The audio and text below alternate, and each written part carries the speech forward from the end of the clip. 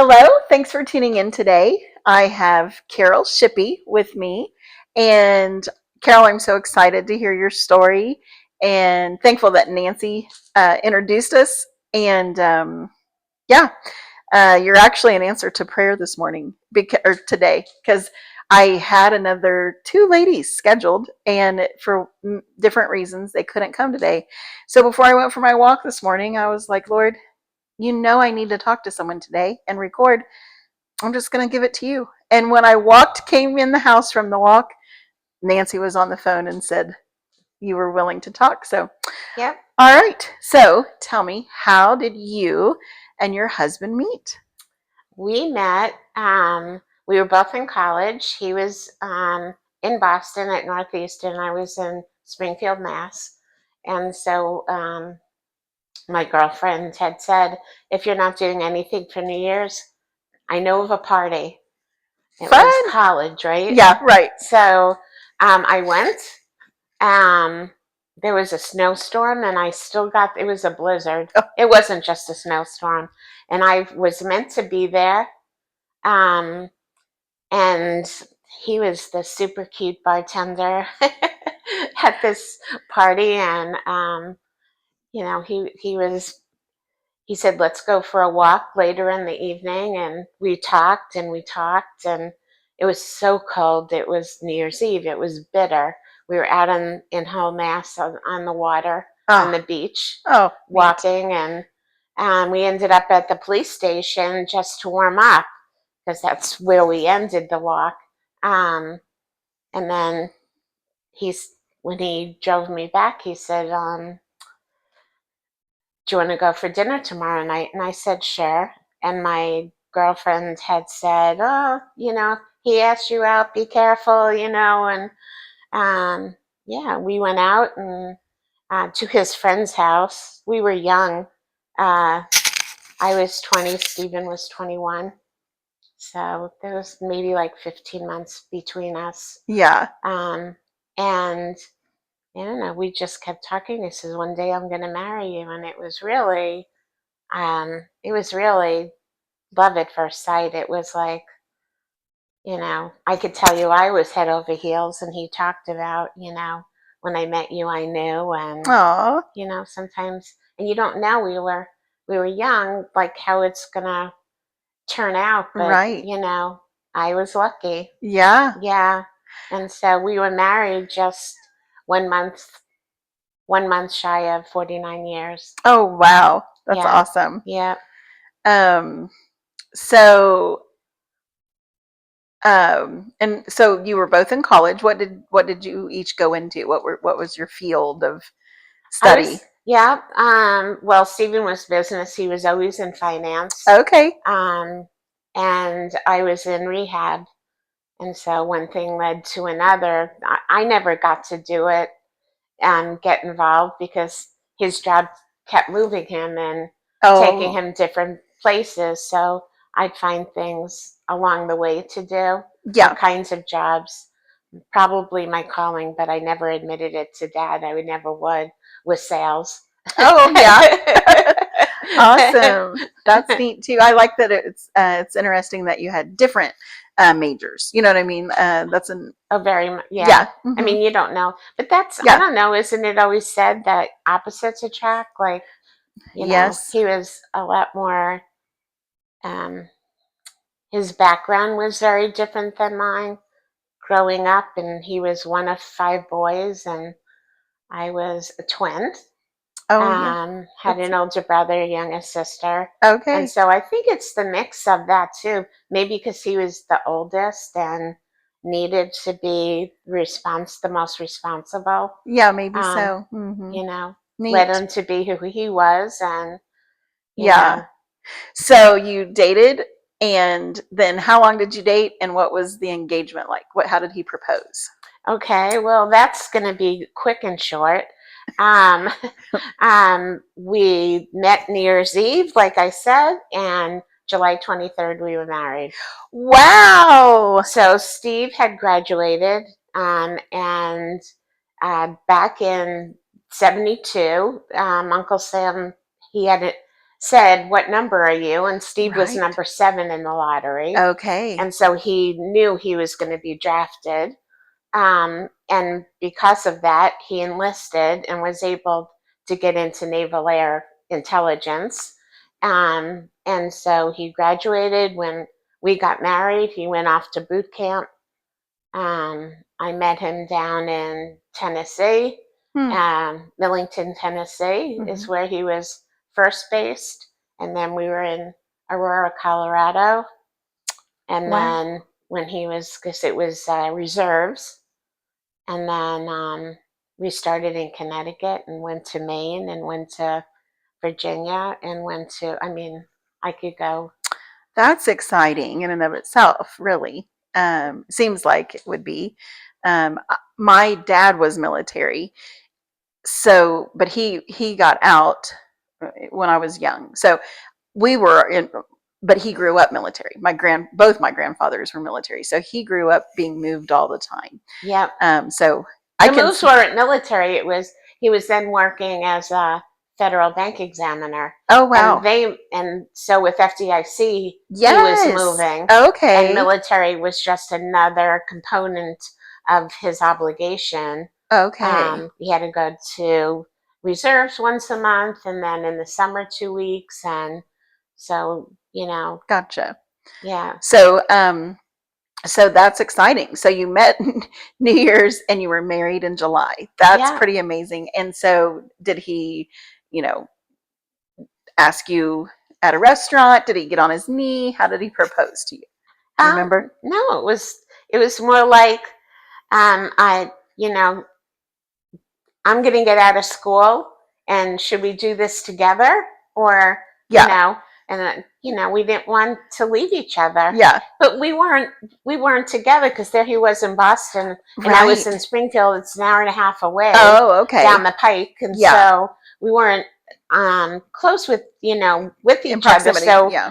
it was like the song "Precious and Few." We saw each other. We wrote letters, those old Oh, fashioned yes. things. I love It that. was It was different. You didn't have cells. You didn't Right. like.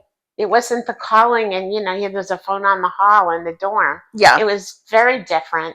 So That's yeah. neat. What a neat love So story. So then did you have a big wedding, small wedding? it was in Mom and Dad's backyard in Oh. Merrick, New York. Um, and in July 23rd, it was so hot, and they had an above ground pool, a doughboy. It was nothing fancy, but it kept us nice and cool in the summer. And there was a willow tree, and Oh. that was, you know, there was always something going on, the barbecue Yeah. kind of thing. But so it was in the backyard, and there was a cake, and Mom was really didn't take me to go dress shopping. Um,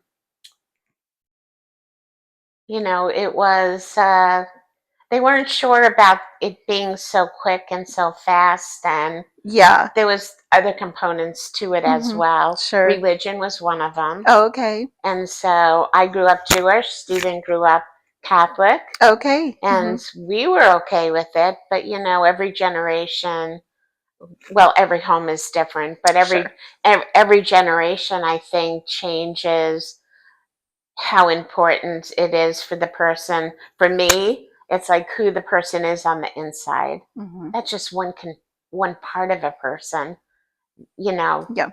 And Mhm. it made him who he was and me who I was, and we loved each other for it. You Yeah. know, Steve was he was my best friend, my partner, my I miss him terribly.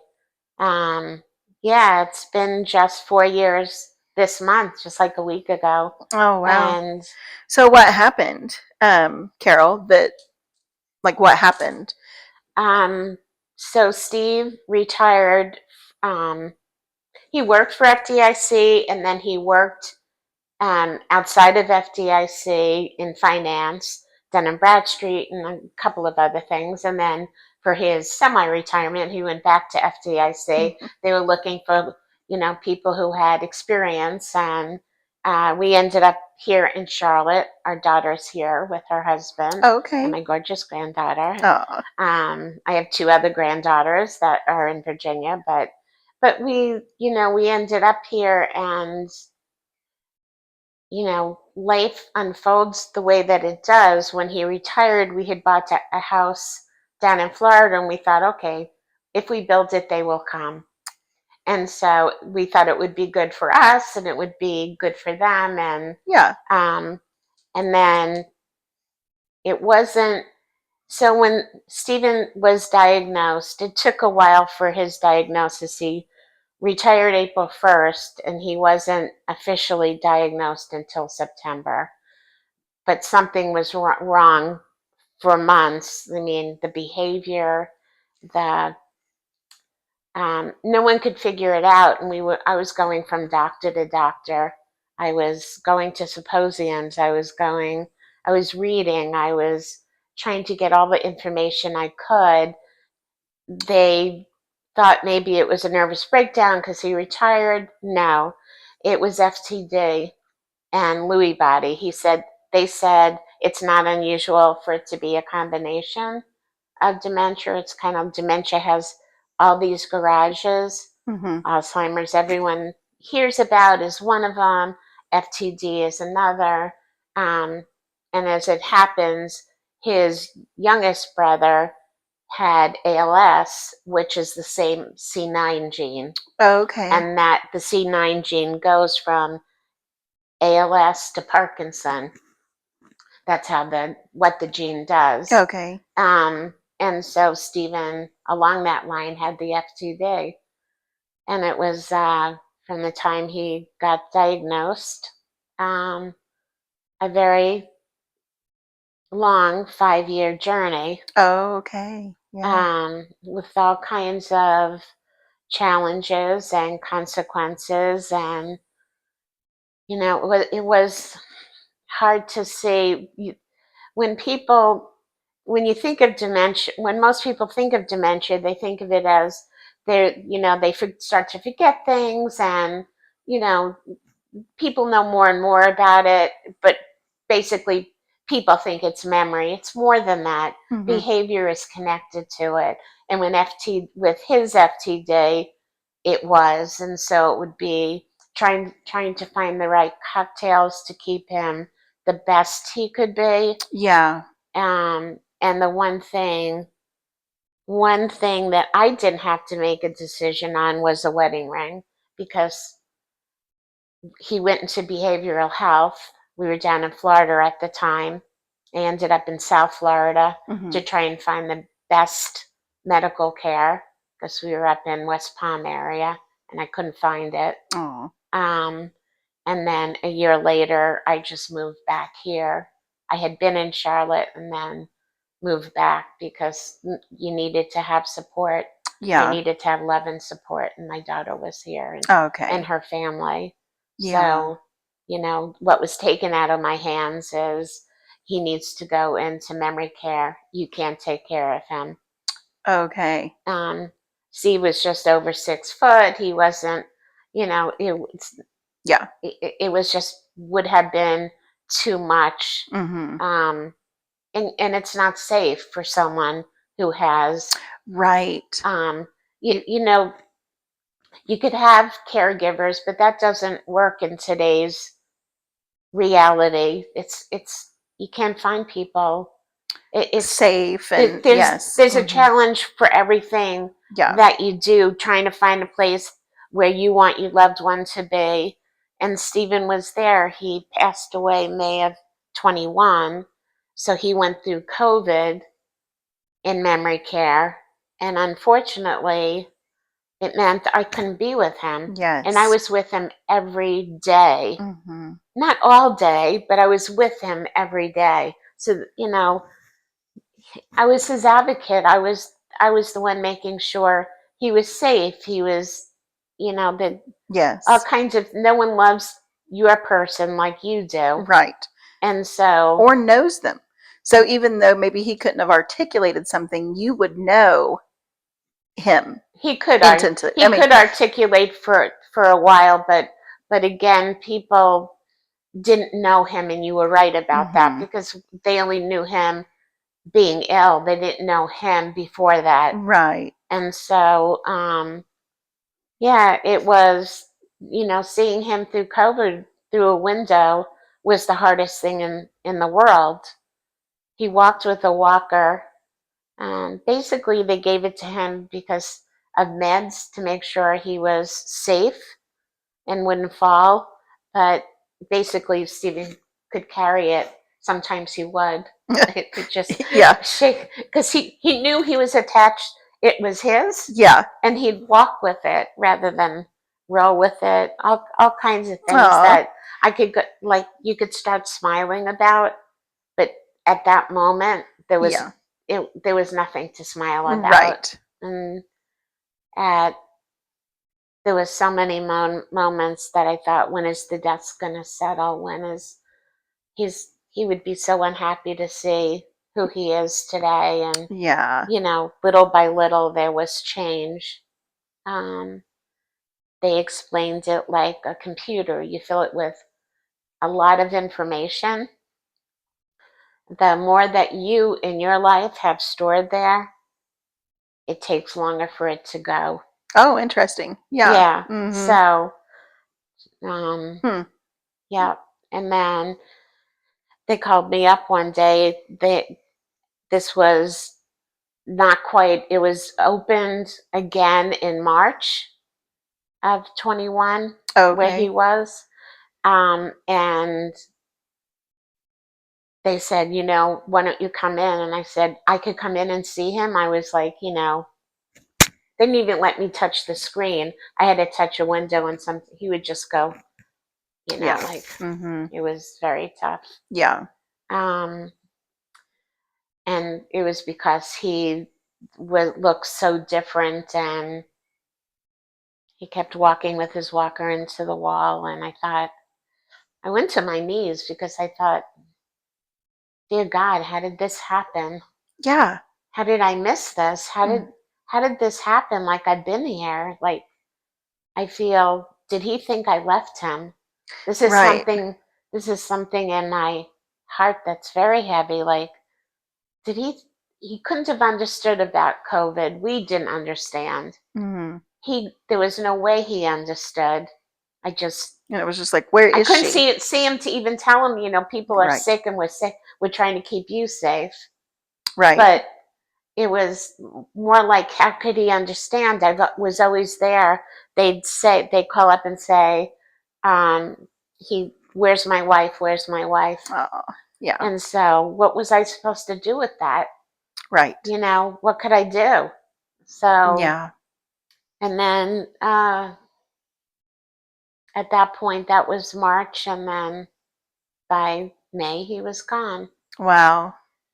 But it was a 5-year journey. Up to, yeah. Mm-hmm. So, I guess, I don't know. I don't know what's easier. I don't know why I've thought about this. If someone you love goes quickly, I just had that happen with my twin sister. And I realized that even though I felt the grief, I knew what it felt like. So I felt it again. Yes. Anyone Mm-hmm. who's been there understands that feeling in the fog. Yeah. And then, I'm not saying everyone's the same, but Right. I would think that they'd be similar feelings. And then, or to have them go slow, 5 years worth. I don't know. I know. I've had that same thought. I don't think it's a comparison. It can't be. It's I don't know either. I mean, I think if it's a tra- tragic, quick passing, you have that extra shock to work through, but you still have the shock when they're gone because you don't know when it's going to happen and you're walking through the journey. And It's hard. you It's never just know. right. You just don't know. And you're at such a loss for what you can do other than be present. And then, that was thwarted, a few months too. So, wow. Well, like I shared with you on the phone when we arranged for the meeting today, um, it you like the Garth Brooks song, the dance. You could have missed the pain, but you would have had to miss the dance, which was a lifetime of love. And what a wonderful love story um, that you have lived. And I I truly um, understand how lucky I was, and I truly, truly um, understood he was my best friend. There's no one. Losing my twin sister. I mean, they were like of that generation, the two most important people in my life. I mean, yeah, the yes, threads were woven in my heart with both of them. So yeah, yeah, having them, what my sister had told the rabbi was, because at the funeral he said, Carol, I need to tell you that your sister was most worried about you oh, because of having two big losses so quickly. And oh, I was like, of course she would worry about that, right? Because oh, yeah, I'm so sorry. Um, well, maybe we'll have another conversation on here on another time, on another thread. But I certainly appreciate you sharing your story with us today yeah, and honoring Steve. thank you. Thank And you. to everyone um, who are in these shoes, I I hope it helps and it sends a hug to know that you could breathe. Yeah. Yeah.